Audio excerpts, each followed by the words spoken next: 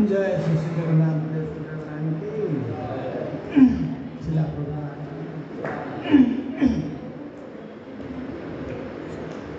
जय राधा माधव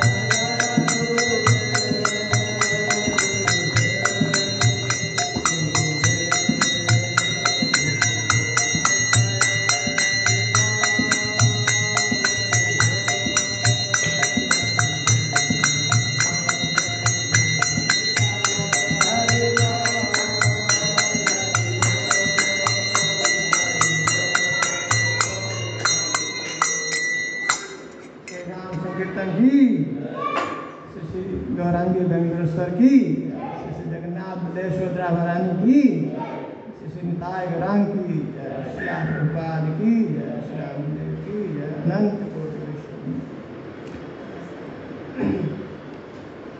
हरे कृष्ण। आप सभी लोगों का बहुत स्वागत है भगवद गीता के क्लास में। आज हम लोग भगवद गीता का दूसरे अध्याय का 40वां श्लोक के बारे में चर्चा करेंगे।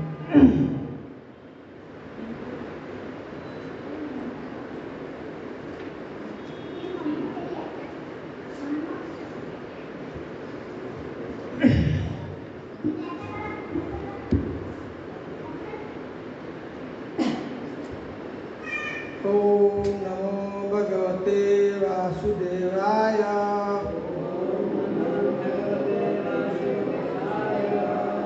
ओम नमो भगवते वासुदेवाय।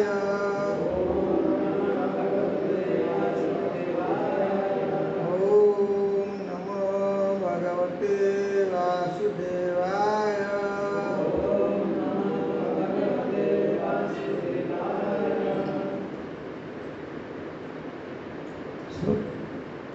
नेहा भी नेहा अभी क्रमनाशो अस्ति प्रत्यवायो न विद्यते स्वल्पम अपि यस्य धर्मस्य त्रायते महतो भयात्। नेह अभिक्रम नाशो अस्ति प्रत्यवायो न विद्यते स्वल्पम अपि यस्य धर्मस्य त्रायते महतो भयात्। नेहाभिक्रमनाशोऽस्ति प्रत्यवायो न विद्यते स्वल्पमपि यस्य धर्मस्य त्रायते महतो भयात्। नेहाभिक्रमनाशोऽस्ति प्रत्यवायो न विद्यते स्वल्पमपि यस्य धर्मस्य त्रायते महतो भयात्।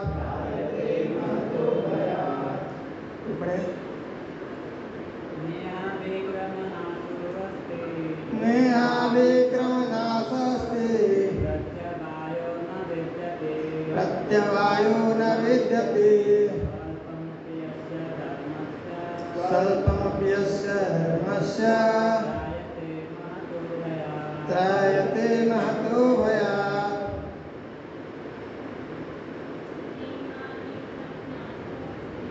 नेहाभिक्रमनाशोऽस्ति प्रत्यवायो न विद्यते स्वल्पमपि यस्य धर्मस्य त्रायते महतो भयात्।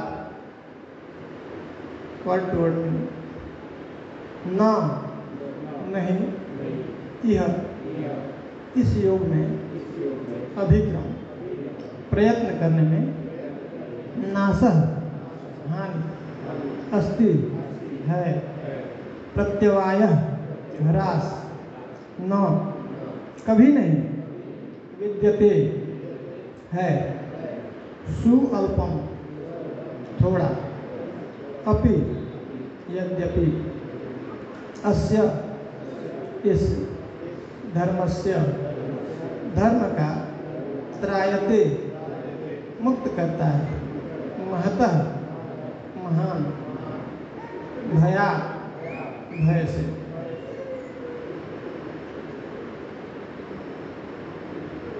अनुवाद और तात्पर्य प्रभुपाद द्वारा। श्रील प्रभुपाद की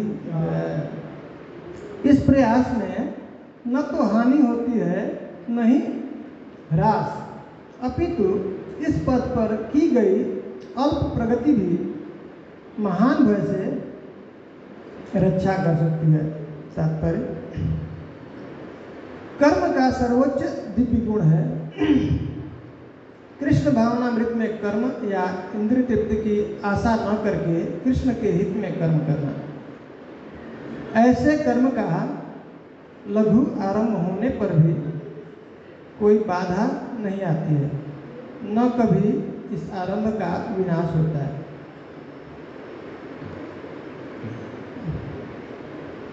भौतिक स्तर पर प्रारंभ किए जाने वाले किसी भी कार्य को पूरा करना होता है, अन्यथा सारा प्रयास निष्फल हो जाता है। किंतु कृष्ण भावनामृत में प्रारंभ किया जाने वाला कोई भी कार्य अधूरा रहकर भी स्थायी प्रभाव डालता है। अतः ऐसे कर्म करने वाले को कोई हानि नहीं होती है, चाहे यह कर्म अधूरा ही क्यों न रह जाए। यदि कृष्ण भावनामृत का 1% भी कार्य पूरा हुआ हो तो उसका अस्थायी फल होता है।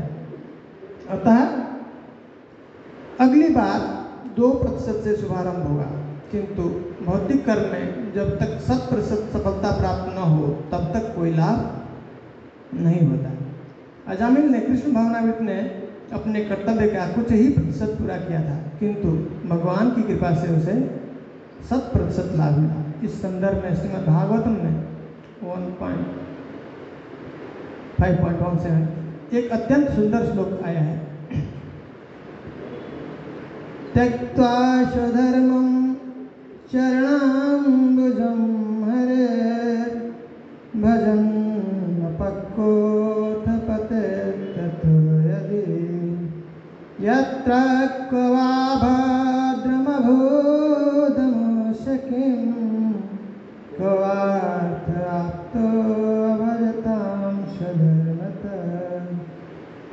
यदि कोई अपना धर्म छोड़कर कृष्ण भावनामृत में काम करता है और फिर काम पूरा न होने के कारण नीचे गिर जाता है तो इसमें उसको क्या हानि।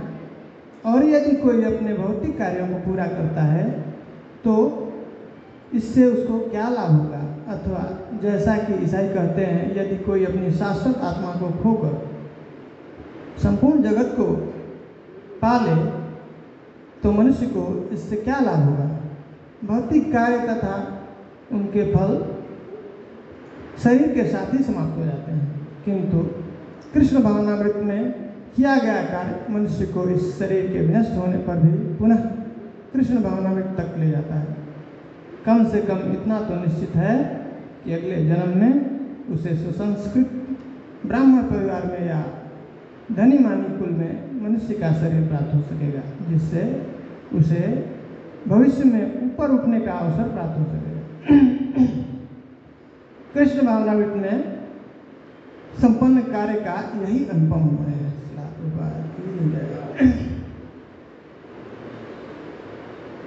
ओम ज्ञानतिमिरान्धस्य ज्ञानाञ्जनशलाकया चक्षुरुन्मिलितं येन तस्मै श्रीगुरवे श्रीचैतन्यमनोभीष्टं स्थापितं येन भूतले स्वरूपः कदा मह्यं ददाति सपदं वन्देऽहं श्रीगुरुं श्रीतापदकमलं श्रीगुरुं वैष्णवं श्रीरूपं साग्रजातं सहनाथं कृतं तं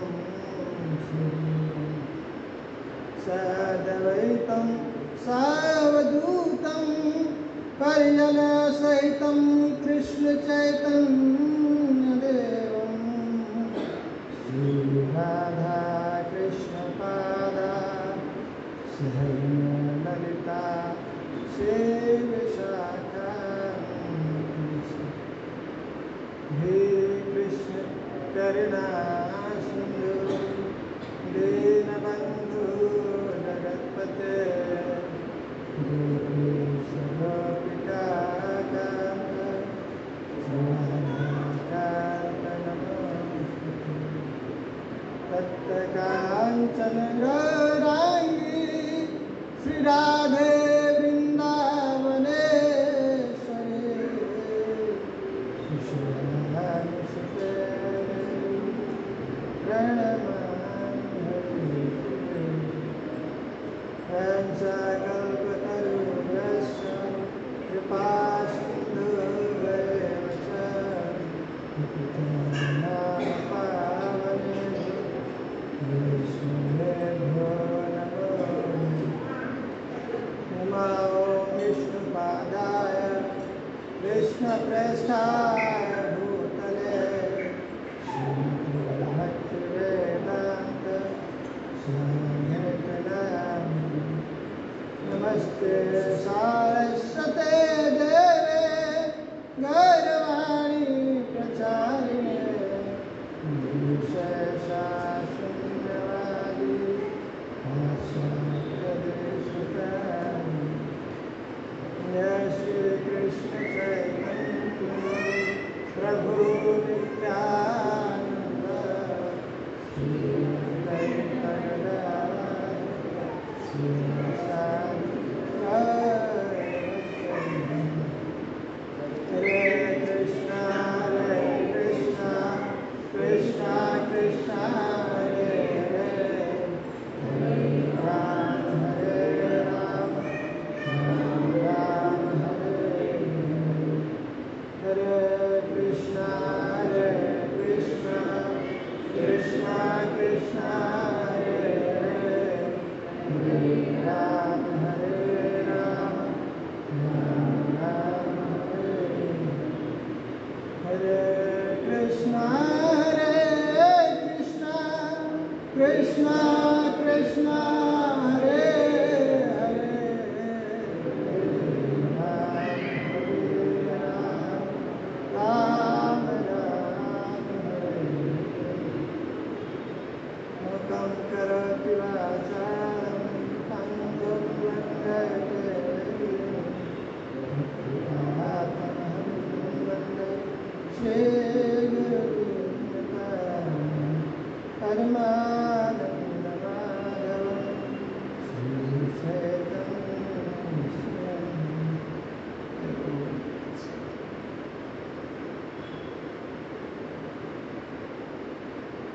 हरे कृष्णा।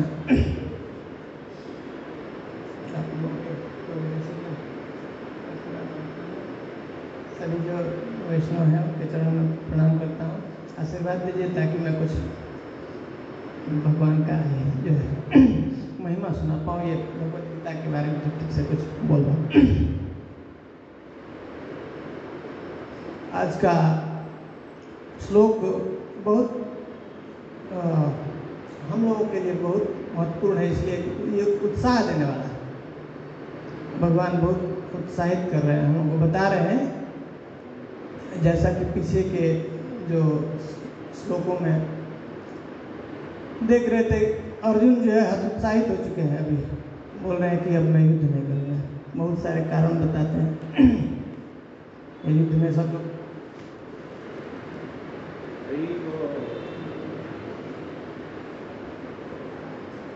में सब लोग मारे जाएंगे, जिसकी चिंता से वो बोल रहे हैं पाप होगा, जिससे बहुत सारा कष्ट होगा, सब लोगों को कष्ट होगा और नरक की प्राप्ति होगी। इस तरह से बहुत सारे तर्क दे रहे हैं, युद्ध नहीं करेंगे। और भगवान उसको समझाने के लिए पीछे के श्लोकों में आत्मा के बारे में बता रहे हैं। ये क्यों हो रहा है, ऐसा प्रॉब्लम क्यों होता है हमारे जीवन में, जब हम अपना स्वरूप भूल जाते हैं कि हम आत्मा नहीं है, हम शरीर है। और ये सब जो हो रहा है, प्रश्न क्यों हो रहा है? अर्जुन अब सोच रहे हैं अपने को हम शरीर है। तो भगवान उनको समझा रहे हैं कि आत्मा के बारे में बता रहे हैं।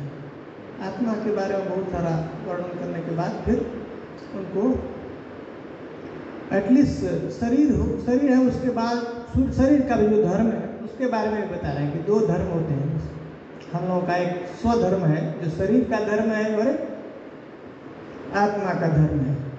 तो शरीर के धर्म के हिसाब से भी बोल रहे हैं कि तुम क्षत्रिय हो, और क्षत्रिय के लिए तो बहुत सुंदर बात होता है अगर कोई युद्ध का अवसर हो, स्वर्ग के द्वार खुल जाते हैं, स्वर्ग द्वार है। तो और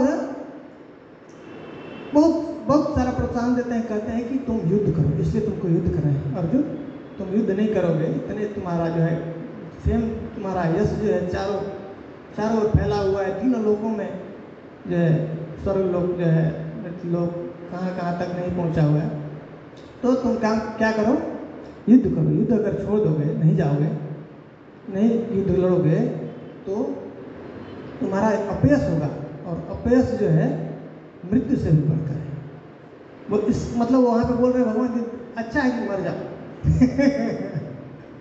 अगर कोई अपना निर्धारित कर्म नहीं करता है तो कह रहे हैं कि उससे अच्छा है कि अच्छा है, बेटर है मर जाओ। तो भगवान स्थापित करना चाहे, बता रहे हैं। तो अर्जुन को वहाँ से बाहर निकाल। अभी तक इसके पीछे के श्लोकों तक भगवान कर रहे हैं, बता रहे हैं, ये पूरा सांख्य के द्वारा एनालिटिकल वे में जब पूरा समझा रहे हैं कि युद्ध करें। अब जो करें, अब तुमको मैं बता रहा हूँ कि ऐसा कर्म करेंगे जिससे क्या होगा, तुमको किसी प्रकार का बंधन नहीं होगा, किसी प्रकार का पाप नहीं लगेगा। तो इसके पहले वाले श्लोक में भगवान बता रहे हैं कि तुम ऐसे युद्ध करो, ये तुम मत सोचो कि तुम अपने लिए युद्ध कर रहे हो या जितने हारने के लिए नहीं। तुम क्या करो, कैसे करो, एज ए ड्यूटी, अपना कर्तव्य के लिए तुम युद्ध करो। इस तरह से क्या होगा, तुमको किसी प्रकार का ये जो है कर्म बंधन नहीं लगेगा और तुम उससे मुक्त हो जाओगे। तो भगवान कह रहे हैं ना, यज्ञार्था कर्मणो अन्यत्र लोकोयम कर्म। दो प्रकार के कर्म है, जैसे पुण्य होता है, पाप, ये शरीर के स्तर पे है। जैसे जगन्नाथ बलदेव सुभद्रा महारानी की। तो शरीर के स्तर पे जो धर्म है, वर्णाश्रम धर्म, तरह तरह के अलग अलग धर्म है और ये बदलते रहते हैं। पुत्र का धर्म है, पति का धर्म है, शिक्षक का धर्म है, स्टूडेंट का, ये बदलता रहता है। उस तरह से अपना वर्णाश्रम धर्म है, ब्राह्मण, क्षत्रिय, वैश्य, शूद्र, सबका अलग अलग ये धर्म है शरीर के स्तर पे। और ये शरीर जब तक रहता है तब तक के लिए रहता है, उसके बाद खत्म हो जाता है। दो हमारे अकाउंट भी दो है, हमारे टेम्पररी अकाउंट और एक परमानेंट अकाउंट। तो वो हम लोग क्या करते हैं, पूरा जीवन सिर्फ टेम्पररी अकाउंट के लिए काम करते रहते, प्रयास करते रहते हैं, जो कि कैसा है, जब तक ये शरीर है तब तक रहता है, उसके बाद सब जो भी हमने पूरा संघर्ष किया, स्ट्रगल किया, पूरा जीवन पोजीशन प्राप्त करने के लिए, हैं, बैंक बैलेंस बनाने के लिए, सब जो भी मान सम्मान प्राप्त करने के लिए, ये सब ये शरीर के साथ जैसे ही खत्म होता है, सब जो सर्टिफिकेट बाहर, सब जितना भी फोटोग्राफ्स है सब बाहर, सब नाम जितने भी पेपर थे बैंक में, जितने भी जो है ज़मीन के, घर के, सब बदल जाते हैं। तो भगवान यहाँ पे बता रहे सिखा रहे हैं कि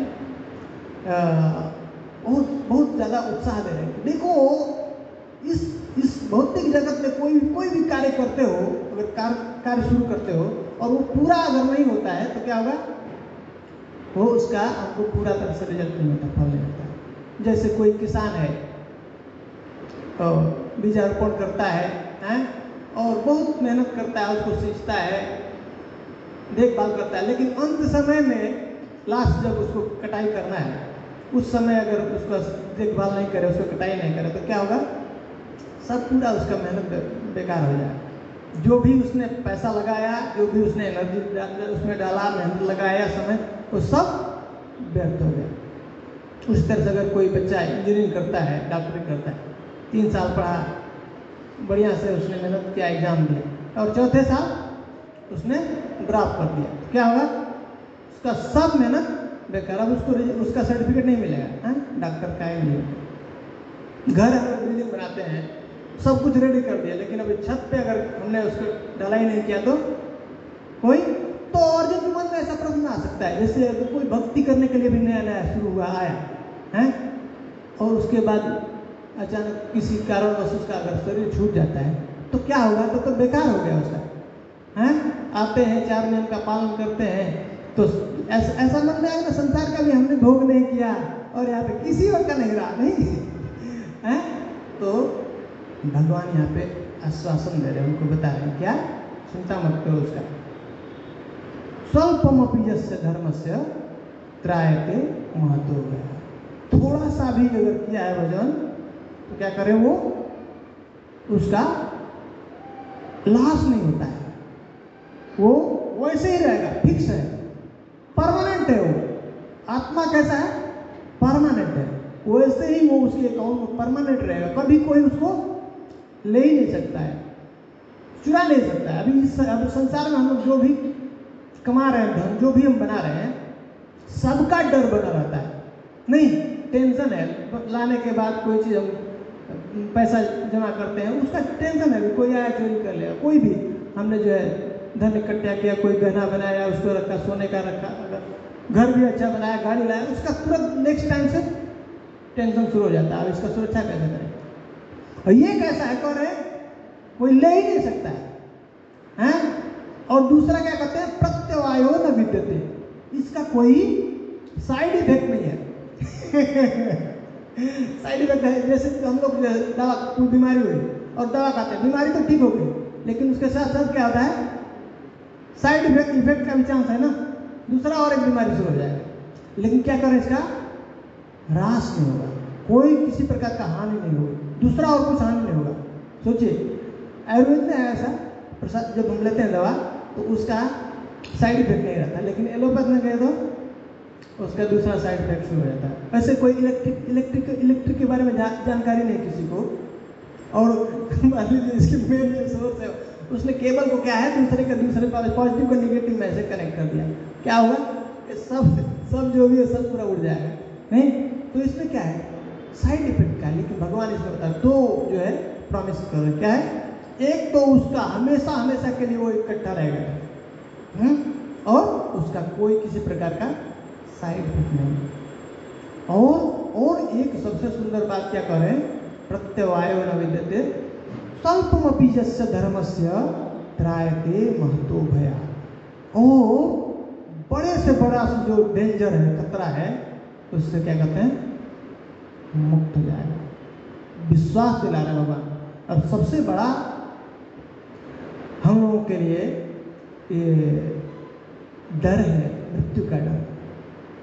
संसार में हम किसी भी पोजीशन पे पहुंच जाए, प्राइम मिनिस्टर हो जाए, पूरा वर्ल्ड के हम राजा बन जाए, और अगले जन्म में अगर हमको कुत्ते बिल्ली का जन्म मिल जाए तो ये कैसा फायदे का है सौदा है, नुकसान का। तो भगवान इसकी गारंटी देते हैं, क्या है? अगर इस जन्म में व्यक्ति थोड़ा सा भी भजन कर लिया है तो गारंटी देते हैं, क्या? अगला जन्म उसका मनुष्य का प्राप्त होगा। रूपा जी आगे 6ठे अध्याय में बताते हैं, क्या? शुचि नाम श्रीमताम गे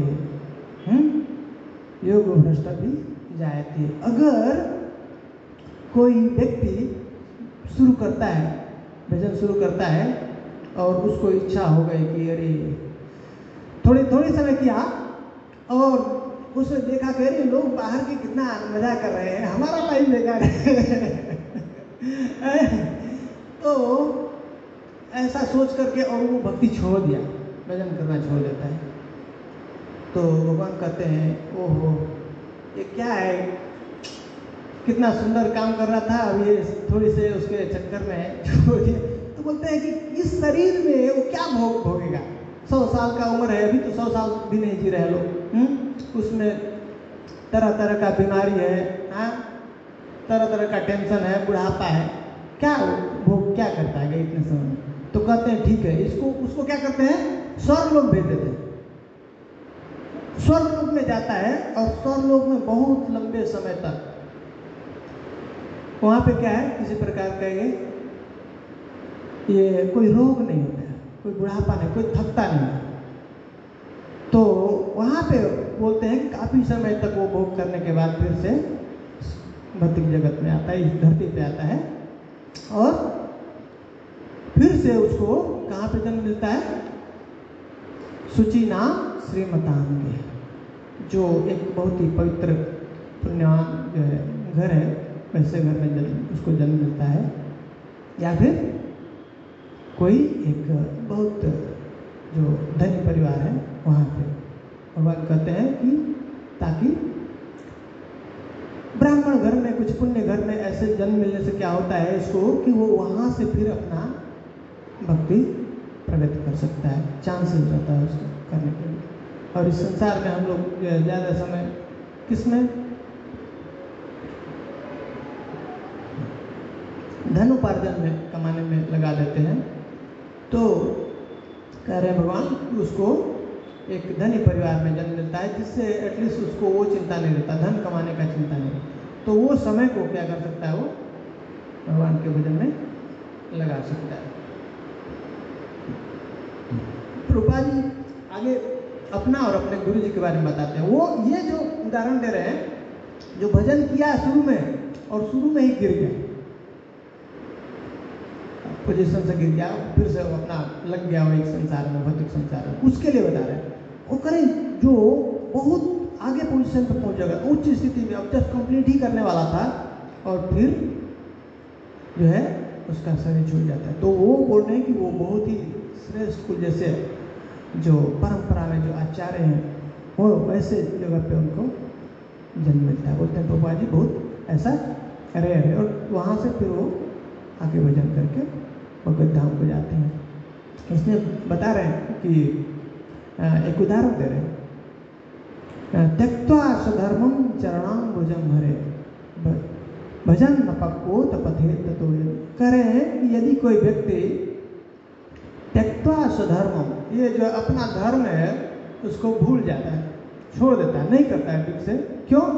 भगवान के भजन में उसको मन लगता है, कृष्ण का जो है कृष्ण भावनामृत के लिए कार्य करता है, उसको इतना इंटरेस्ट हो जाता है कि उसको अब उसका ड्यूटी भी नहीं समझ में आता है क्या करना है नहीं करना।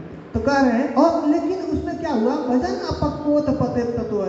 कह रहे हैं अगर वो परिपक्व नहीं था, भजन मान लीजिए मैच्योर नहीं था, उसकी वजह से क्या हुआ, अपने पोजीशन से गिर गए।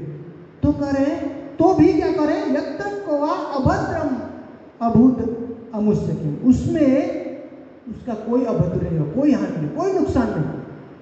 ये कौन कह रहा है, नारद मुनि कह रहे हैं। किसको? व्यासदेव को।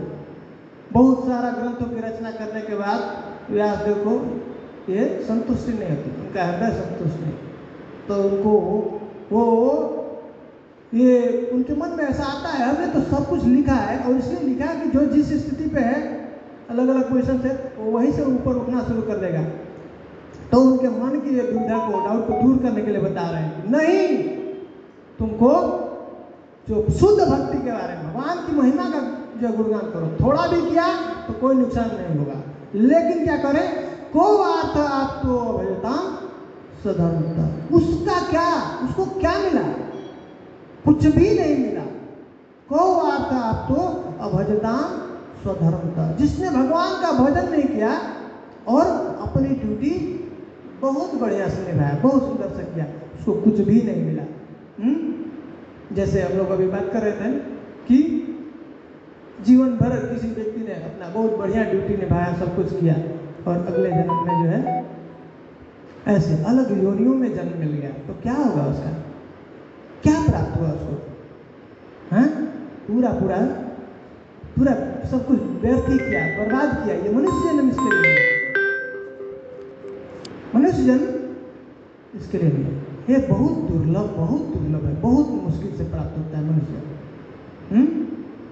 दुर्लभो मानुषो देहो देहिनाम क्षणो, बहुत मुश्किल से ये मनुष्य जन्म मिला है, मात्र भजन के लिए, मात्र भगवत भक्ति के लिए, भगवत प्रेम प्राप्त करने के लिए। बस यही एक ऐसा प्लेटफॉर्म है जहाँ से हम भगवान को प्राप्त कर सकते हैं और दूसरे योनियों में संभव नहीं।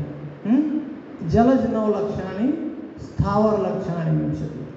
जलचर कितने हैं? 9 लाख जलचर। स्थावर लक्षाणी विंशति, जो थलचर जो पेड़ पौधे हैं कितने हैं? 20 लाख। कृमि रुद्र संख्यो, जो रेंगने वाले हैं कृमि, कितने हैं? 11 लाख, 11 लाख। पक्षी नाम 10 लक्षण, और जो बर्ड्स पक्षी कितने हैं? 10 लाख। त्रिंसम लक्षाणी पशु चतुर्लक्षाणी, 30 लाख पशु और 4 लाख जो है मनुष्य। बहुत कम है। उसमें से भी कहते हैं भगवान इस स्थिति पे मनुष्य नाम सहस्रेषु कश्चित यतति सिद्धये यततामपि सिद्धानाम कश्चिन माम वेत्ति तत्त्वतः। बहुत रेयर है इस स्थिति पे जो भजन करने आता है। साधारण नहीं है यहाँ पे जो भी स्थिति यहाँ पे उपस्थित है, आए हैं भगवान की कथा के लिए, सुनने के लिए, भगवान के दर्शन के लिए। तो जैसे हम देखते हैं इस संसार में ये गाड़ी 2 व्हीलर 4 व्हीलर जो है, कार जो है, ऑटो बस चलाने वाले बहुत मिल जाएंगे, बहुत संख्या में अलग अलग मॉडल मिल जाएगा, नहीं, लेकिन बहुत कम संख्या में क्या है? एरोप्लेन है ना। और ये चलाने वाले बहुत है, एरोप्लेन चलाने वाले बहुत कम है। उसको चलाने के लिए बहुत नियम कानून जो है, उसके लिए बहुत सारा इंटेलिजेंस है। उसी तरह से ये हमको ये जो 84 लाख मॉडल है उसमें से ये मनुष्य जन्म, मनुष्य का शरीर है, टॉपमोस्ट मॉडल है। अमेरिका जाना हो तो किसी भी साधन का यूज कर लेंगे, आप नहीं जा सकते हैं, नहीं, एरोप्लेन के अलावा और कोई साधन नहीं। वही साधन भगवत धाम जाना है तो मात्र एक मनुष्य शरीर है जिससे हम सरलता से जा सकते हैं। लेकिन अब एरोप्लेन मिल गया तो क्या जैसे हम बस गाड़ी जो स्कूटर हम घुमा रहे हैं कहीं पे उसको घुमा सकते हैं क्या? नहीं। उसको चलाने के लिए क्या है? एक अपना जो है रनवे होना चाहिए, नहीं, जो एयरपोर्ट पे, और उसमें भी फिक्स है जो रनवे का, इसी रनवे के बीच में ही उसको चलना है, नहीं। उसी तरह से हम लोगों का ये शरीर है, मनुष्य जन्म है, उसको उसमें नियम कानून के साथ ये जो है हमको उसी रनवे के अंदर ही इसको चलाना है, जो प्रभुपाद जी ने सिस्टम दिया है 4 नियम का पालन। अगर वैसे करते हुए रनवे पे हमने अगर उसको कुछ समय तक स्पीड में दौड़ा दिया तो क्या होगा? उसके बाद वो धीरे धीरे अब जमीन छोड़ने लगता है, नहीं, अब धीरे धीरे हवा में आने लगता है। वैसे ही अपना है, बस कुछ समय की बात है। प्रभुपाद जी ने जो सिस्टम दिया है, जो सुबह का मॉर्निंग प्रोग्राम बहुत ही जबरदस्त दिया है, अगर उसको तीव्रता से हमने इसमें भजन कर लिया थोड़ी समय के लिए तो हम देखेंगे धीरे धीरे हमारा कॉन्शियस क्या है? उठने लगेगा, ऊपर होने लगेगा। और कैसे क्या करते हैं? जब वो बैठता है, ड्राइव करता है, उसमें पायलट उसको चलाता है, तो उसका कंट्रोलिंग रूम से कनेक्शन होता है, वहाँ से सिग्नल जो है उसको मिलता रहता है, नहीं, हाँ, कैसे उसको टर्न लेना है, कैसे अभी उसको उड़ान भरना है। वैसे ही हमको भी इसको उड़ान भरना है, इसको सही डायरेक्शन में लेकर चलना है। तो जो हमारे आचार्य हैं, जो गुरुजन हैं, जो हमारे सीनियर डिवोटी हैं, उनके डायरेक्शन में हमको ये फ्लाइट को, उड़ान को भरना, सही डायरेक्शन हमको मिल सकता है, और इस तरह से हम अपने प्रॉपर गंतव्य पे पहुंच सकते हैं, जा सकते हैं। ऐसा नहीं कि हम जो है मिल गया हमको एरोप्लेन और ले जा करके हम अभी बीच पे ले चल के हम थोड़ा घुमाएंगे, या यहाँ से बैठे अब तो चला रहे हैं, चलो आओ बैठ जाओ मजेस्टिक पे, 10 रुपया जो है 20 रुपया किराया ऐसे तो उसका सही उपयोग नहीं होगा, नहीं। तो उसका मात्र एक है, बहुत आसानी से और बहुत सही जल्दी ही अपने गंतव्य स्थान पर पहुंचा सकता है, ये इसका प्रयोग करके। उसी तरह से ये मनुष्य जन्म सिर्फ और सिर्फ भगवत प्राप्ति के लिए मिला। इसको और भी और गलत तरीके से और दूसरे तरीके से इसको हमको यूज नहीं करना, अननेसेसरी बिना मतलब का समय बर्बाद नहीं करना, इधर उधर नहीं घुमाना है। अभी गाड़ी मिल गया, पेट्रोल मिल गया, सब कुछ, तो ज़बरदस्ती हम जो है इस चौराहे से उस चौराहे लेके घुमा रहे हैं, ये अच्छा तरह से उसका उपयोग नहीं है। नहीं तो बहुत सारा उदाहरण दिया है प्रभुपाद जी ने, ऐसे नहीं कि ये भगवान ऐसे बोल रहे हैं। अजामिल का है, हाँ, अपना जड़ व्रत है, गजेंद्र है, दिखाए बताए, जो भी भजन किया है बिल्कुल फिक्स है, वो खत्म नहीं हो सकता है। श्रीला प्रभुपाद की